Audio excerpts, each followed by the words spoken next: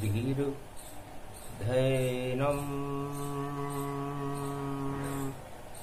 श्रवणपटे यतिवरा महावाक्य जनार्दन सच्चिदानन्दत्वं शरणं व्रजेश। यादवेन्द्रं दयादाता पुंडरीक्षा क्षीरसागरशयनम् कमलनयनं नमस्तुते नमामि श्रीहरि। धैर्य से जिसको धारण किया जाता है, कर्णपटमों से जिनका पान किया जाता है, ऐसे सच्चिदानंद भगवान श्री यादवेंद्र सरकार को मैं नित्य ही चिंतन करता हूँ, नमन करता हूँ। जिनको नमन करने से मंगल आदि मंगल तो हो ही जाते हैं, साथ ही में बहुत बड़ा बल मिलता है मनुष्य।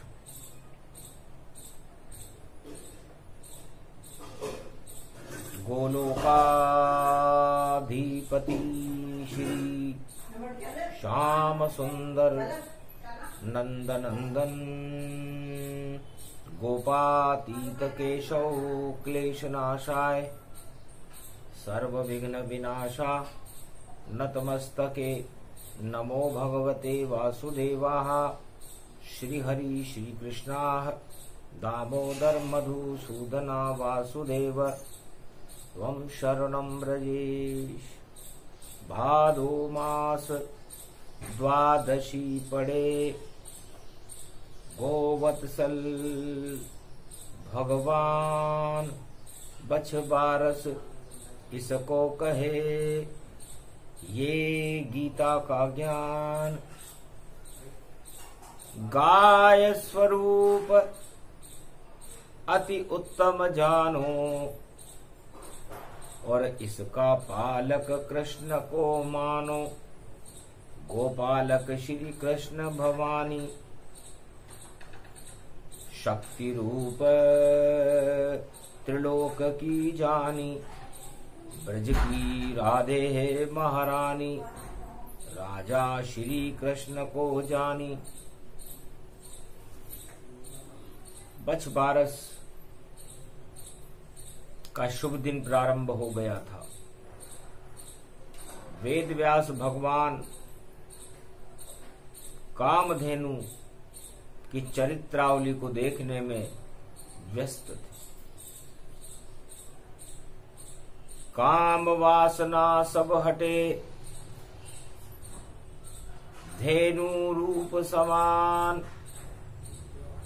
33 करोड़ देवता जिसमें रहते हैं भगवान।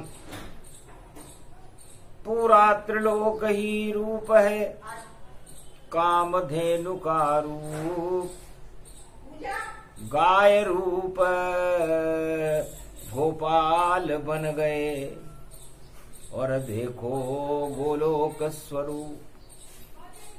गोलोक कामधेनु गाय के नाम से पूरे त्रिलोक में विख्यात है। भगवान श्री कृष्ण गोलोक में निवास करते हैं और राधे रानी गोलोक की महाशक्ति है। गोलोक, इंद्रलोक, भूलोक, स्वलोक, ब्रह्मलोक, शिवलोक, विष्णुलोक, वैकुंठ, ब्रह्मांडों में पूरे त्रिलोक में सर्वशक्तिमान गोलोक है, जिसके जर्रे जर्रे में गो माता और कामधेनु का निवास और प्रकाश रहता है। आज गोवत्सल द्वादशी बछ बारस है। अष्टपटरानियों ने भगवान कृष्ण से पूछा, मृत्युलोक और गोलोक में क्या अंतर है?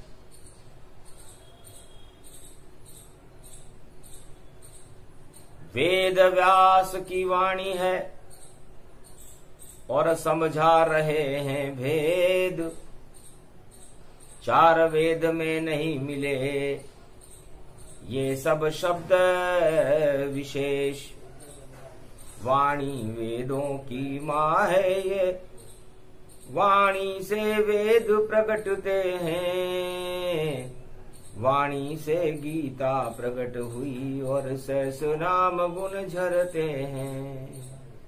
तो व्यास मुनि ने वाणी से और वेदों लिखे तमाम, चार वेद 6 शास्त्र और 18 पुराण।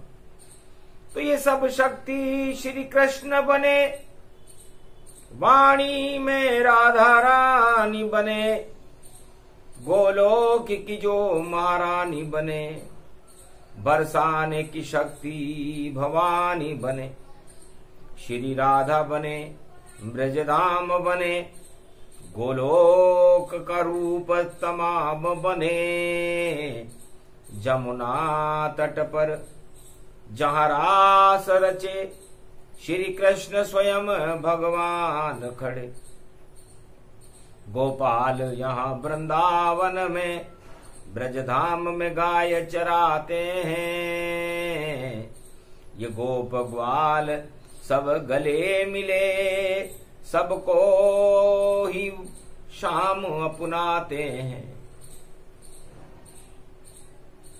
16 कल अवतार शाम का और ये गोलोक अनुरूप, मृत्युलोक में मृत्यु पहले और गो है अमृत स्वरूप। मृत्युलोक में तो मृत्यु पहले होती है, जन्म बाद में होता है। भगवान श्री कृष्ण के अनंत स्वरूप को देखते हुए वेद व्यास भगवान कहते हैं कि गोलोक में तो अमृत के झरने झरते हैं, अरबों चंद्रमा अपने अमृत की सहस्त्र अरब धाराएं बरसाते रहते हैं। भगवान कृष्ण के चंद्रमुख के आगे अरबों चंद्रमा भी फीके लग रहे हैं, ऐसा गोलोक का स्वरूप है। गो समान सुंदर गति जाना, ऐसा है गोलोक भगवान, जहां विराजे राधे गोविंद,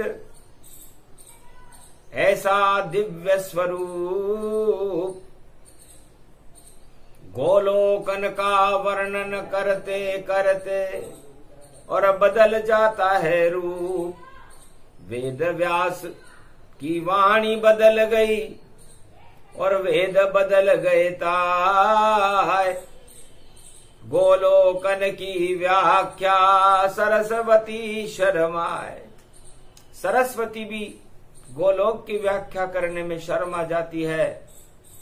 भगवान श्री कृष्ण का सम्मोहन स्वरूप, उनकी चरित्रावली को गाने में वेद व्यास भी अपनी लेखनी को लिखें या भगवान कृष्ण के गोलोक स्वरूप को देखें।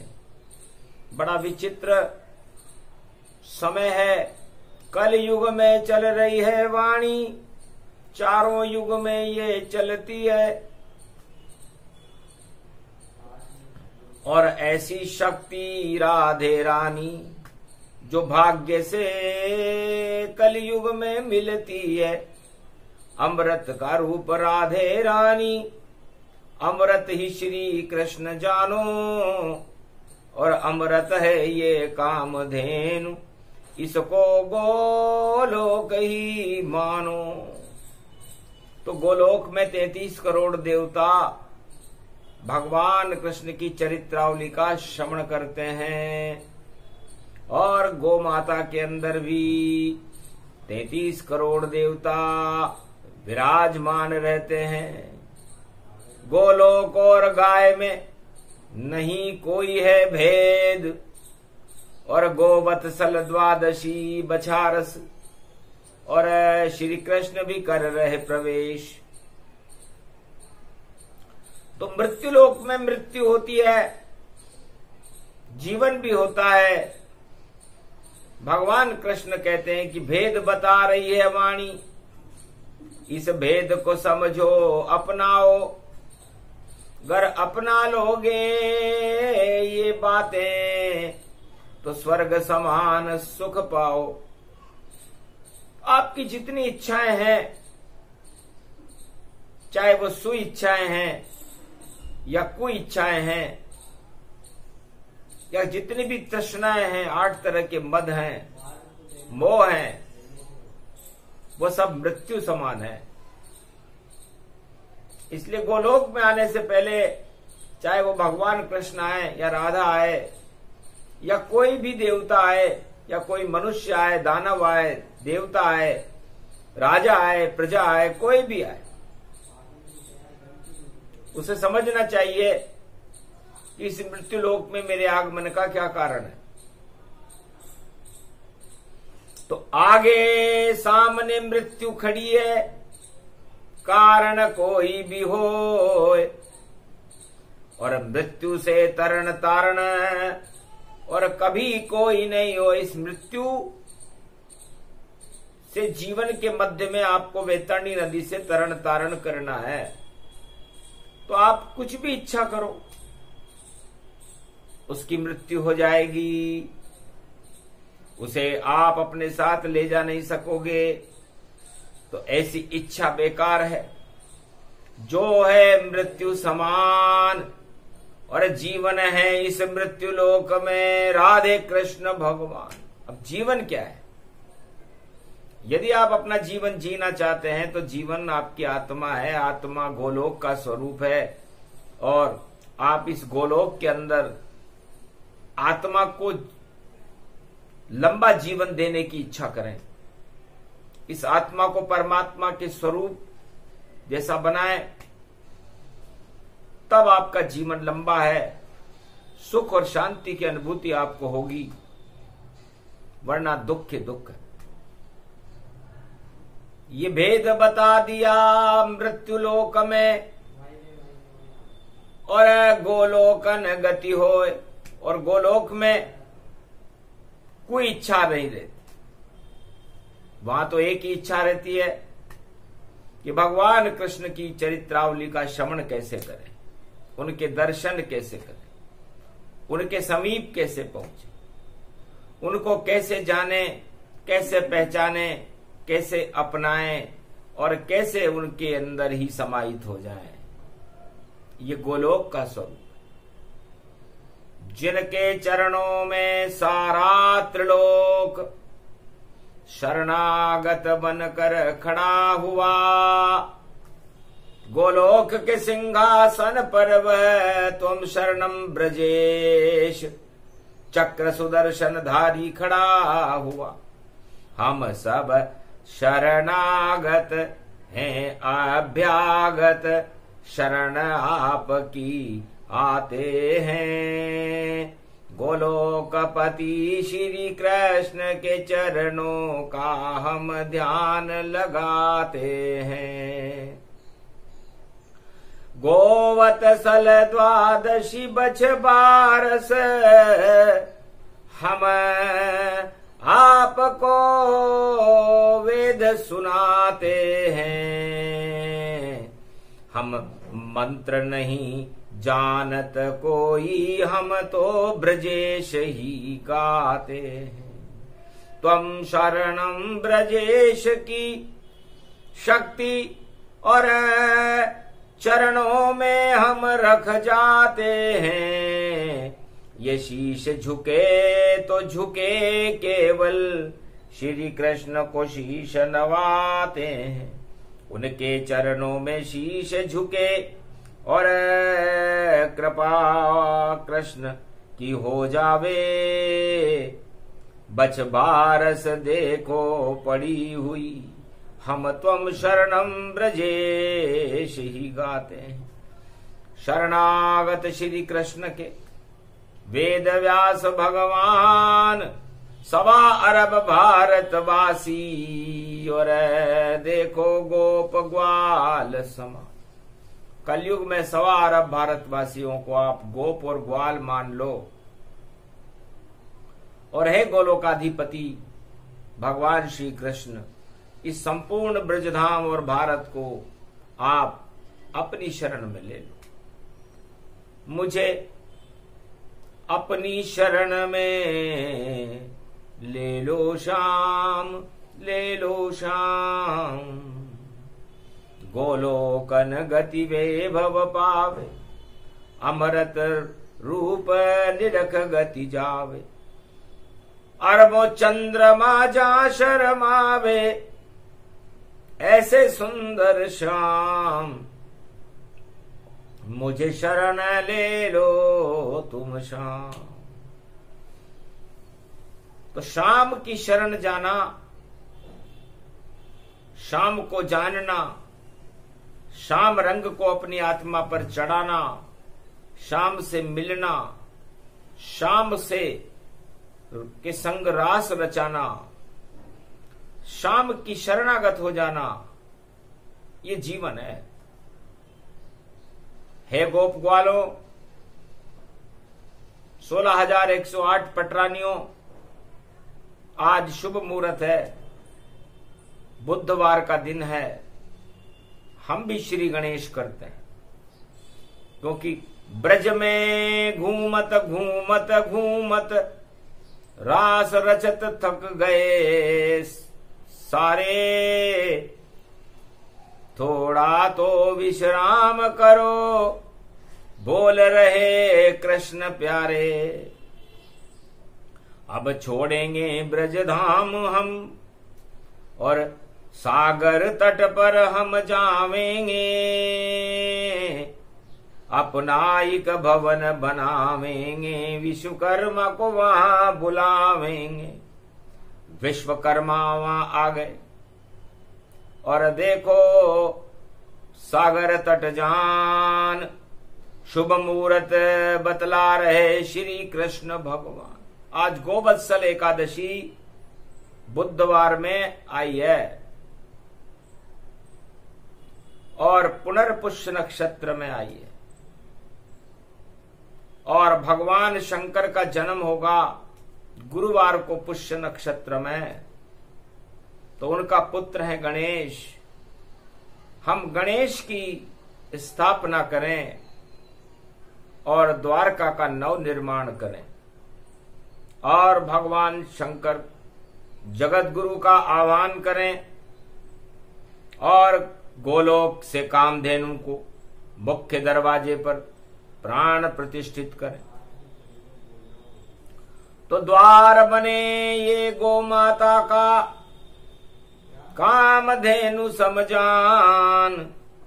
जो भी प्रवेश करेगा द्वार का, कृपा कामधेनु की मान। उसकी सारी मनोकामनाएं गणेश जी और ये कामधेनु गाय पूरा करे। हम रहे ना रहे ये तो मृत्युलोक है राधे। और विश्वकर्मा से कहा बनाओ नक्शा, और थोड़ा हमें बतला दे। हीरे पन्ने के महल बना दो यहाँ, कुछ झरने यहाँ झरा दो यहाँ, और गोपालन और गायों को और कामधेनु को बसा दो यहाँ। जो भक्त हमारे निर्मल हृदय, उन सबको अंदर प्रवेश करा दो यहाँ। और ऐसा नक्शा पूरे त्रिलोक में हो ही नहीं, ऐसी द्वार का आप बना दो यहाँ। विश्वकर्मा की दृष्टि सिद्ध थी और कृष्ण दिया बतलाए। और विश्वकर्मा की पत्नी जो विश्वकर्मा नक्शा बनाते थे उस पर दृष्टि डालते ही वहां पर महल अटारियां खड़ी हो जाती। तो शुभ दिन श्री गणेश का बछबारस कहलाए। ऐसे शुभ योग में देखो और द्वारका दई बनाए। तो गौ माता की साक्षी द्वारका के निर्माण में रखी गई थी, इस कारण ये बछबारस मनाई जाती। इसके पहले इसका वर्णन वेदों में नहीं पाया जाता, पर बनी द्वारका जिस दिन से वेदों में ये गाया जाता। बच बारस रूप गोलोकपति की शक्ति गाय भवानी है, ये कामधेनु महारानी है। उसका बछड़ा बैठा है द्वार पर और दर्शन कृष्ण भवानी है। राधा और गोविंद भी उस गौ माता के बछड़े का दर्शन करके सौभाग्य को प्राप्त करते हैं, जो द्वारका के मुख्य द्वार पर स्थापित है। तो गोमुख के समान है द्वारका, और देखो गाय रंभाती है, और बछड़ा अमृत पान करे तो वेद ध्वनि प्रगटाती है। ऐसे बच बारस दिव्य योग और पुनर्पुष्य में आती है। कल युग में पड़ गया बुधवार, ये द्वारका नई बन जाती है। समुद्र के तट पर गुजरात में द्वारका का निर्माण विश्वकर्मा ने बच बारस के दिन भगवान श्री कृष्ण की प्रेरणा से करवाया। तब कहा कृष्ण ने हंस करके, गुजरात तो गुजर रूप जानो, और गुजर भी गाय माता से पलते, और हम सबको ही गुजर मानो। हम भी अहीर के छोकरे और गाय चरावत जाए, इस कारण गुजरात में और द्वारका दई बना। इसलिए हम गुजरात में गुजर वंश में होने के कारण हम भी गाय के दूध का पान करते हैं।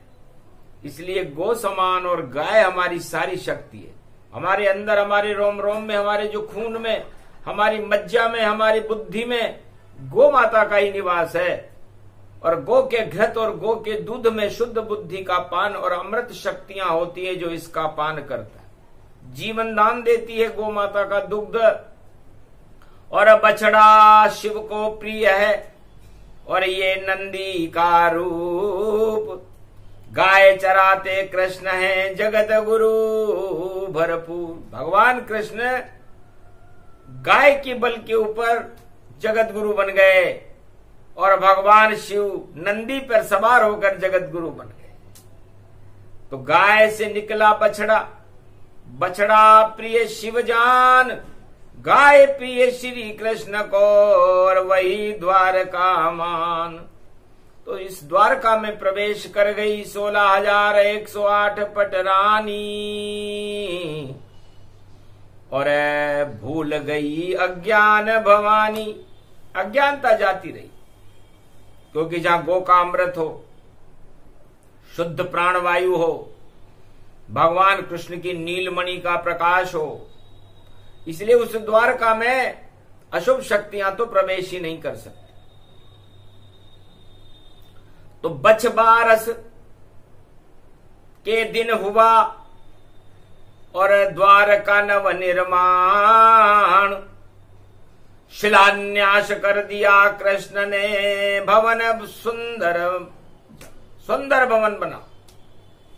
और 16,108 पटरानियों को भगवान कृष्ण ने प्रवेश करवाया। नीली चादर ओढ़कर श्री कृष्ण विश्राम, और आप सभी विश्राम करो और चरित्र सुनो भगवान। भगवान ने कहा गुजरना है यहां से, हमें इस मृत्युलोक से गुजरते हुए हमें वापस गोलोक में जाना है।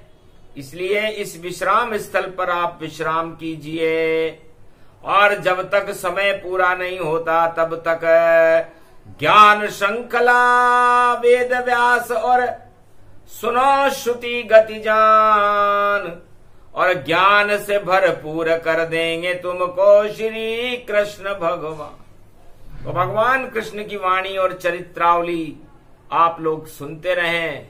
इस द्वारका में आपका ये पंच तत्व का शरीर भी किसी द्वारका से कम नहीं है, और इसमें जो आत्मा है वह किसी गो माता से कम नहीं है।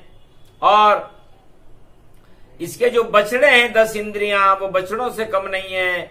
लेकिन अमृत का पान करे इंद्री तो बछड़ा दिव्य स्वरूप बने, वरना बिछुड़ जाएगा ये शरीर और देखो राख स्वरूप बने, शमशान बने, घमशान बने और नहीं शांति का नाम निशान बने। ये पंच तत्व तो मिट्टी है, इससे नहीं कोई भगवान बने। ये बार बार मिट्टी के खिलौने टूट टूट कर आते हैं और ब्रह्मा बनते हैं कुमार और वापस इन्हें बनाते हैं। ये योग वाणी और ब्रह्म वाणी श्री कृष्ण द्वारका में बोले, वहां प्रेम की वाणी थी ब्रज में, यहाँ ज्ञान की वाणी सुनाते हैं। तो जो भी द्वारका जाए युग कोई सा हो, अरे आत्मा के द्वार खुल जाते हैं और उसमें प्रकाश वहां होए। समुद्र भी वहां पर अपने खारे पानी को मीठा करने के लिए भगवान श्री कृष्ण के चरणों में सुबह 4:30 बजे प्रातः काल उनके चरणों को छूने आता है और संध्या काल वापस बह जावे, वहां तो सूखी रेत ही पावे। आज तलक ये होता है मंदिर द्वार का जान, चरण स्पर्श करने सागर आए रोज महान। रोज सागर का स्पर्श भगवान कृष्ण के चरणों से होता है और संध्या काल में सागर अपने अयन को चला जाता है, वहां रेत ही रेत रह जाता। वो द्वारका, ये द्वारका कल्प है। इस द्वारका कल्प को सुनने से मंगल तो होता ही है, भगवान श्री कृष्ण की शक्ति का प्रागट्य आत्मा के अंदर होने लगता है। आत्मा प्रबल हो जाती है। अज्ञानता और कपट छल पाखंड 8 तरह के मद, समुद्र में जिस तरह मदों का ज्वार भाटा उठता है, हर आत्मा में भी मदों का ज्वार भाटा उठता है। इसलिए इस ज्वार भाटे को हटाने के लिए, अपने मद को हटाने के लिए सागर भी भगवान कृष्ण के चरणों को छूकर रोज प्रार्थना करता है कि मद रहित मुझे कर दो श्री कृष्ण, ये कृपा आप मुझ पर करना। जब तक मेरा जीवन सागर तट पर, तब तक चरण ध्यान मुझको करना। तो सागर जितना मद नहीं और कोई हो, वह मदांध सागर भी देखो शरण कृष्ण की हो। द्वारका में जाकर देखो। हे भारत के राजाओं, विश्व के राजाओं, हे गुजरात के निवासियों, संपूर्ण भारत के निवासियों, प्रजाजनों, आप एक बार जाकर के तो देखो, द्वारकाधीश के दर्शन तो करो कि द्वारकाधीश के यहाँ पर वो मदांध सागर समुद्र बार बार हर प्रातः काल सबसे पहले यदि दर्शन करने आता है तो वो मदधारी समुद्र आता है और संध्या काल को अपने मदों को भगवान कृष्ण के चरणों में छोड़कर वापस चला जाता है। ये प्रक्रिया निरंतर अनवरत काल से चल रही है। तो आप भी जाओ द्वारका, छोड़ो मद तत्काल। ये तो नगरी गुजरात की और देखो दिव्य विशाल। तो आप अपने मदों के साथ वहां श्री कृष्ण द्वारकाधीश के चरणों में छोड़ करके और भगवान श्री कृष्ण के चरणों में ध्यान लगाओ तो आपका कल्याण है। राजपदों में और राजमदों में क्या रखा है? इसलिए गुजरात एक परम पावनी धरती है और एक बहेलिये के तीर से द्वारका के तट पर 56 करोड़ यदुवंशियों के सहित भगवान कृष्ण को गोलोक में जाना पड़ा था, क्योंकि श्राप था दुर्वासा ऋषि का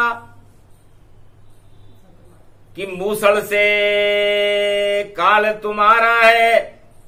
जब दुर्बुद्धि हो गई थी यदुवंशियों की तो दुर्वासा श्राप वहां धारा है। दुर्वासा ऋषि की मजाक करने के लिए यदुवंशियों ने एक मूसल का गर्भ बना लिया और कहा महाराज हमारे क्या होगा।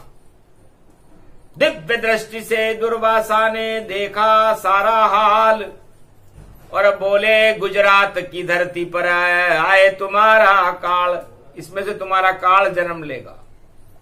हंसी मजाक करना भारी पड़ गया, क्योंकि जब राज मद होता है, धन मद होता है या 8 तरह के मद होते हैं, तो हंसी मजाक करने की इच्छा होती।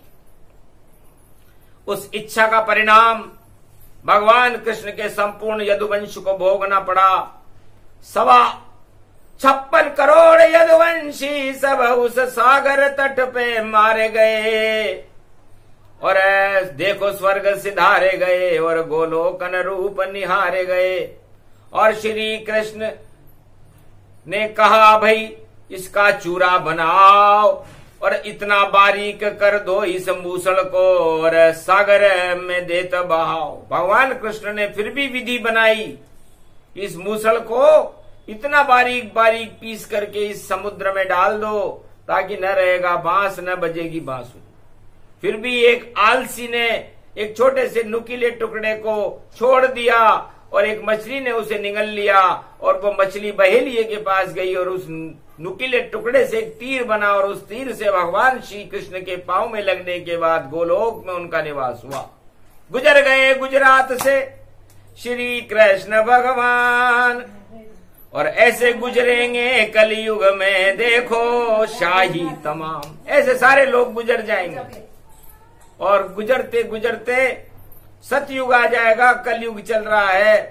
तो गोवत्सल एकादशी पर हमें गौ माता का पूजन करना चाहिए, उसको प्रसाद खिलाना चाहिए, और हमारे मदों के लड्डुओं को उस गाय को ही खिला देना चाहिए, ताकि गाय के पेट में जावे लड्डू तो काम क्रोध सब नष्ट भये और सारे कष्ट हट जाते हैं। जब ऐसा योग भारत में पड़े तो बुधवार गोवत्सल एकादशी और द्वादशी रूप समान, दो द्वादशी पड़ गई और श्री कृष्ण का ज्ञान। तो एकादशी के स्वामी भगवान श्री कृष्ण होते हैं, और द्वादशी गोवत्सल द्वादशी बछबारस को तो भगवान श्री कृष्ण द्वारका में प्रवेश करते हैं।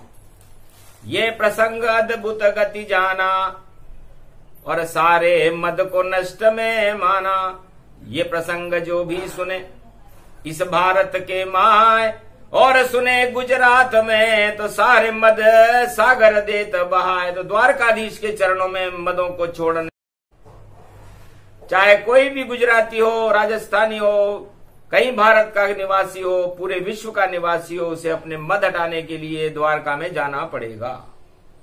तो सबसे बड़ी है द्वारका और 4 धाम कहलाए। पश्चिम द्वार में द्वारका जहां सूर्य अस्त हो जाए, तो पश्चिम में सूरज को भी अस्त होना पड़ता है। तो भगवान श्री कृष्ण तो अस्ताचल में उदय हुए, क्योंकि जब सूर्य अस्त होता है तो चंद्रमा उदय होता है। तो द्वारका में ही श्री कृष्ण उदय और कभी अस्त नहीं होते हैं। जो दर्शन करते द्वारकाधीश का, तो उन सब का मंगल करते हैं। और ये पश्चिम पाश्चात्य देश सभी और नजर भारत पे रखते हैं। ये लाल बंदर इनको मानो शैतानी बहुत ये करते हैं। तो इन पर कभी भरोसा पाश्चात्य देशों पर भारत करे नताय, वरना ये सब चालाक हैं और बहुत प्रकोप दिखाए। इसलिए पाश्चात्य देशों से, पश्चिम देशों से भारत को हमेशा खतरा रहता है, कमजोर दरवाजा। इसलिए भगवान कृष्ण को भी यहां से गुजरना पड़ा था।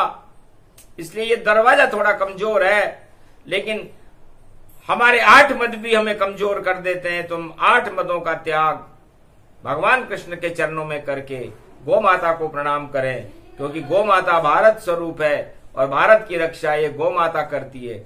और इस गौ माता की रक्षा करने के लिए भगवान को अवतार लेना पड़ा। विप्रधेनु सुर संत हित लीन मनुज अवतार। भगवान राम भी इन 4 वस्तुओं की रक्षा करने के लिए भारत में आए। तो ये चारों वस्तुएं रक्षा करने के लिए योग्य है।